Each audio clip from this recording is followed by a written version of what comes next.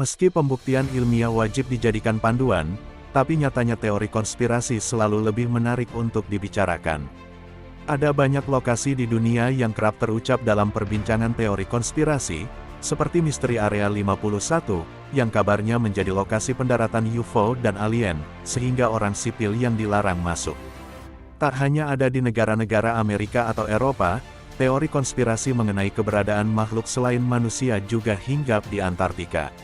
Antartika sampai saat ini masih menjadi misteri yang penuh dengan berbagai teori konspirasi dan tentunya bongkahan-bongkahan es yang besar. Kedua hal tersebut tidaklah begitu mengejutkan bagi beberapa kalangan, mengingat bahwa benua itu adalah benua yang paling terpencil dan masih banyak misteri yang tersembunyi di baliknya.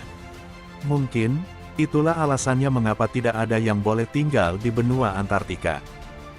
Selain suhu yang sangat dingin, bahkan di bawah titik beku, untuk bisa menempati benua ini harus memiliki peralatan khusus, bangunan dan sumber daya yang lebih modern. Hal ini tentunya membuat benua Antartika menjadi benua sempurna untuk mengutarakan berbagai teori konspirasi mulai dari alien, pangkalan rahasia pemerintah, beberapa piramida aneh dan masih banyak lainnya. Pada tahun 2016, berita yang tersebar di internet ini cukup membuat geger para netizen. Nampak 3 piramida ditemukan di Antartika. Piramida-piramida ini berukuran lebih dari 1220 meter, yang ukurannya 10 kali lebih tinggi dari piramida Agung Giza yang terkenal di Mesir.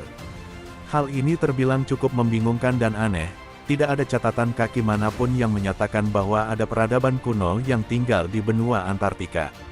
Selain itu, pembangunan besar-besaran seperti piramida-piramida ini tentu akan membutuhkan sumber daya yang cukup banyak dan tenaga manusia yang luar biasa untuk bisa menyelesaikan piramida. Beberapa pakar teori konspirasi mengklaim bahwa piramida dibangun oleh peradaban kuno yang telah hidup di Antartika 100.000 juta tahun yang lalu. Menariknya, peradaban kuno ini masih menjadi misteri dan belum ditemukan kebenaran terhadap hal tersebut. Mereka juga mengatakan bahwa benua Antartika pada saat itu berada di garis khatulistiwa, sehingga kondisi kehidupan saat itu masih bisa terjadi. Mereka juga berpendapat bahwa pemerintah berusaha menyembunyikan informasi tentang piramida ini, bahkan telah memblokir gambar piramida di Google Earth sehingga kaum teori konspirasi tidak dapat menelusuri piramida ini.